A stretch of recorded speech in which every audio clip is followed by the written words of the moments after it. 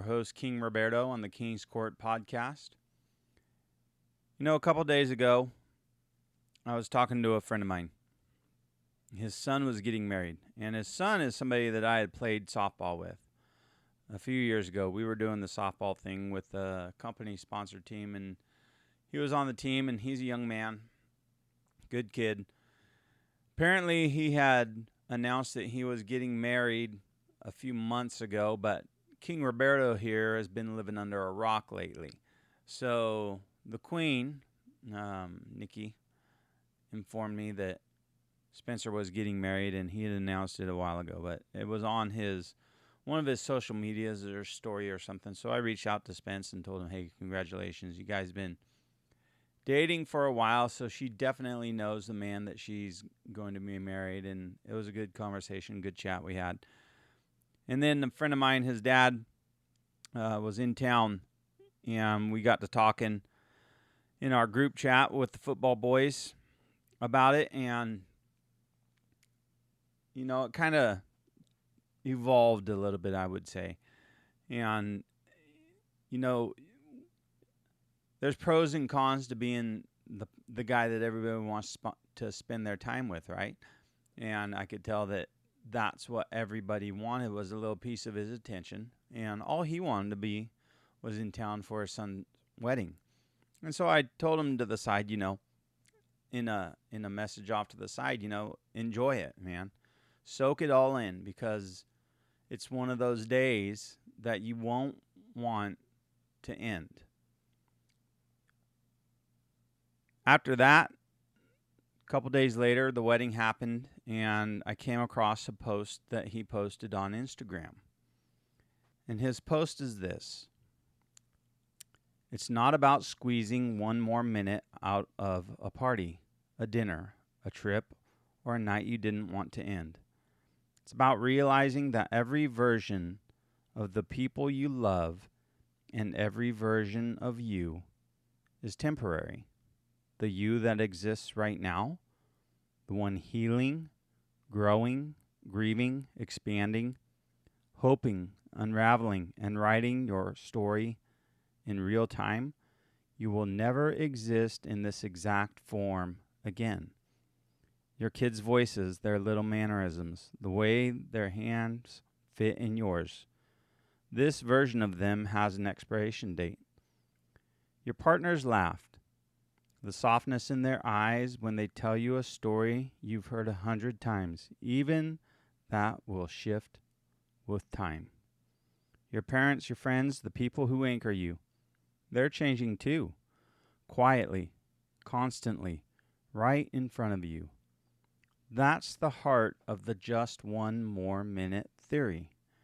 If you were given one more minute with this exact version of someone you love, how would you treat it? You'd slow down without having to remind yourself. You'd listen without preparing your response. You'd look at them like you were trying to memorize something you already knew you would miss. You'd let the moment be small and sacred instead of rushed and forgettable. This theory isn't about panic. It's about reverence. It's the quiet awareness that the present moment will never look exactly like this again. And you rarely know which ordinary minute will become the one you'd give anything to return to. So much of life is lived half present, assuming there will always be another chance, another conversation, another laugh, another dinner, another hug at the door.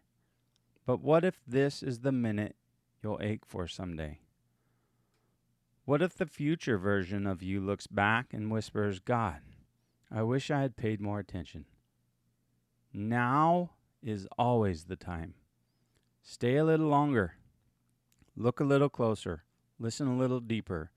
Smile a little more, because someday just one more minute may be the only thing you'd ask for. You can read that on BHub30 on Instagram. I've got it saved. I read that after the wedding, and he posted that after the wedding. And it's a video of his son and his wife dancing. And I could immediately relate to that just one more minute. Just one more minute in that instance with those people at that time. And I'm a sucker for weddings, I'll tell you. Weddings and babies, right? Weddings and babies. Those are the moments. Those are the minutes that you'll never be that same person again. You'll never get to experience that again. Those people in that time are gone. They're in the past. All you have is your future to look forward to. But yeah, the weddings and the babies, those are the moments that will always stand out for me. You know, they're different for everybody. You might not have a wedding or a baby moment, but you've got your moments. Could be when your kid's growing up, you know, taking the dirt bikes out with friends and riding wherever you're riding. My top ones are when the kids were born, all three of them. Finding out that I was having a son with number 3.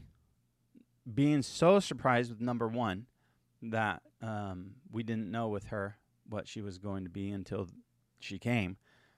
And one of the memories of, you know, number 2 is going out to work and her being on that front porch just crying, wanting me to stay one more minute with her.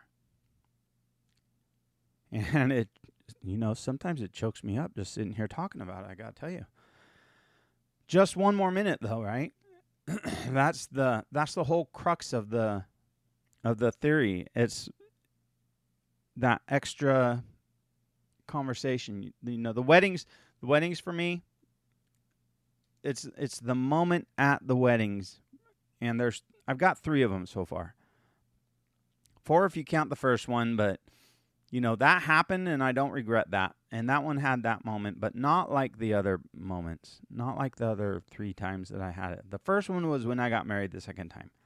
Standing at the head of the pews with my back towards the door and watching Nikki walk in and seeing her for the first time in her wedding dress, absolutely lost my breath. Took my breath away. Every guy, I'm sure, who has been married or is still married with their wife is going to say the same story. And it's true. It's true. When you're with that right person in that moment, it takes your breath away.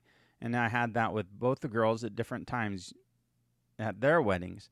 But it was that first reveal, that first time you see him in the wedding dress. And all of the flashbacks of those moments and that time that you had while they were with the little girls before all come flooding in.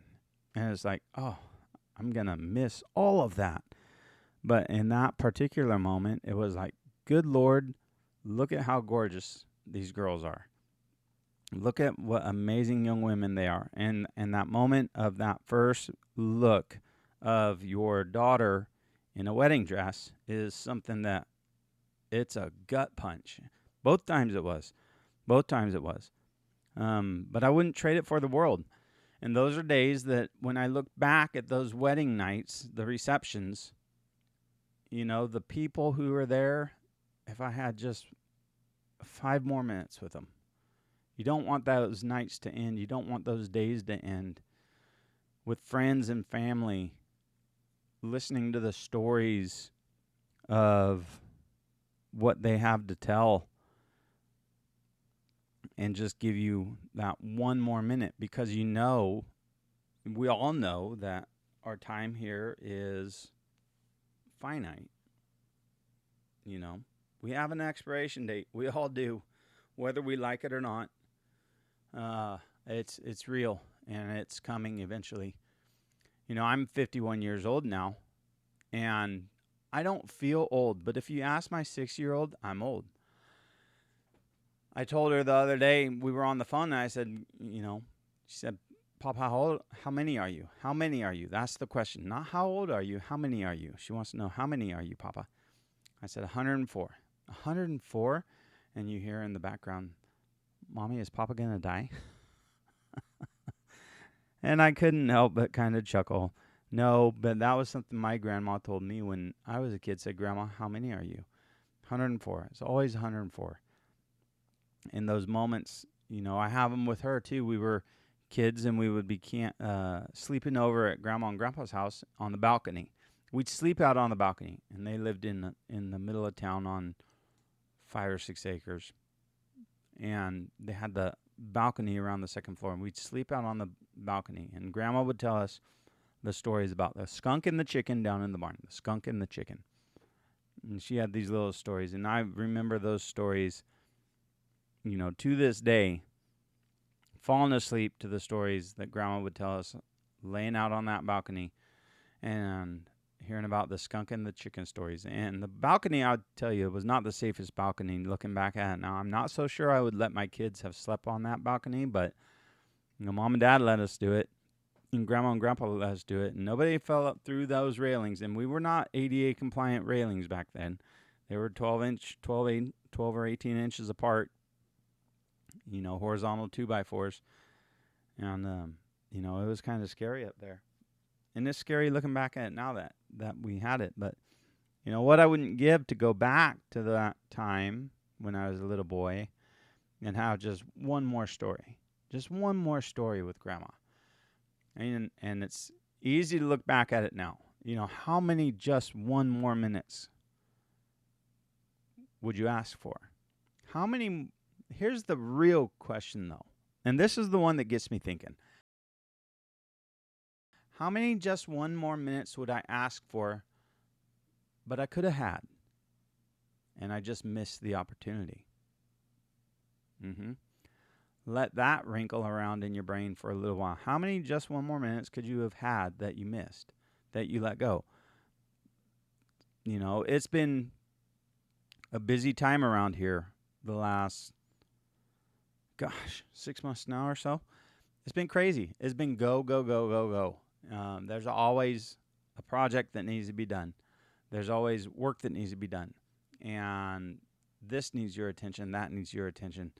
How many times during that time have I missed that just one more minute? How many times have I missed those moments that could have been just a little bit longer? And when am I going to feel it, right? When am I going to say, God dang it, I missed that one? Or man, I wish I really had that one back to do over. And, if I could just pause certain parts of life and relive them on replay over and over and over, like Groundhog Day. Do a Groundhog Day for a couple of days. It'd be much better if you could mix it up and kind of slide the days in and out as you see fit, or the moments that come and go, so that they're kind of tailored to what you want to feel at that moment. But I never miss the busyness. I don't think I've ever said to myself, and I've made a focus in the last probably 6 or 7 years. This has been a concerted effort, because I was the guy who was always living up to the expectations, trying to meet those expectations of what it would be, what you should be if you're in a family business, busting your butt all the time, working the long days, sun up to sundown, and trying to meet those expectations. I fell short plenty of times, but I was always trying, and it, sometimes I think it cost me, but the last, decade or so, I've really made a focus to turn that off and to try to be present when I'm at home. Work has its place, and it might not be a popular opinion. I don't know that the generation before me would agree.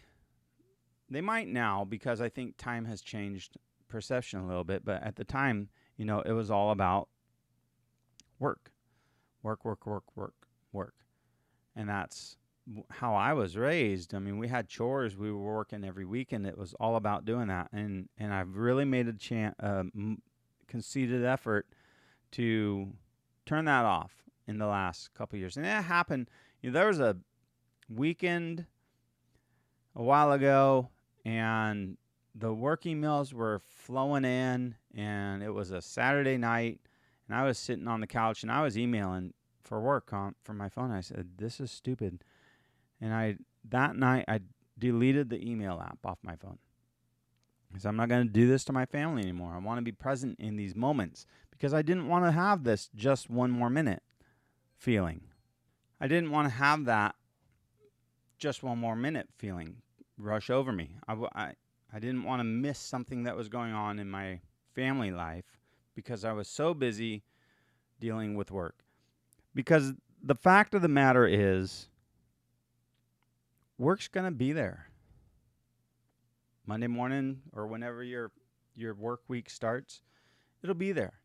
It's not going anywhere. You know, you're going to still have to do the same amount of work. It's just a matter of, are you going to catch that extra sunset with your wife in the backyard? Are you going to take that extra lap around the lake with the kids and do another round of wakeboarding or wake surfing? You don't get to do that again. Work will always be there. And that is a realization that I had to come to, that work will always be there. There's always going to be something to do. There's always going to be a project to do. My time with the people I love is limited. I could die tomorrow and work would carry on. I could die tomorrow and sure as hell wish I had just one more minute with the people that I loved. And so as I got older, I don't know if I'm like the fine wine that I age, gracefully.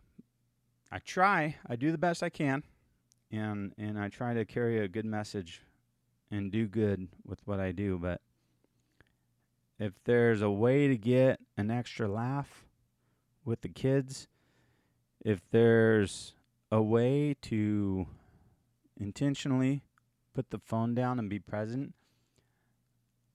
I'm really trying hard to do that because I want those minutes to last. And I want those moments to last. It's something that I would hope everybody wants. So this week, don't rush past the good part. When the conversation is still going, stay a little longer.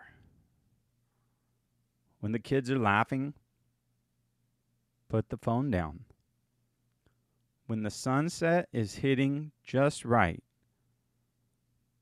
don't be in such a hurry to go inside. When your people are around you, give them the part of you that is actually present. Like I said, the work will be there.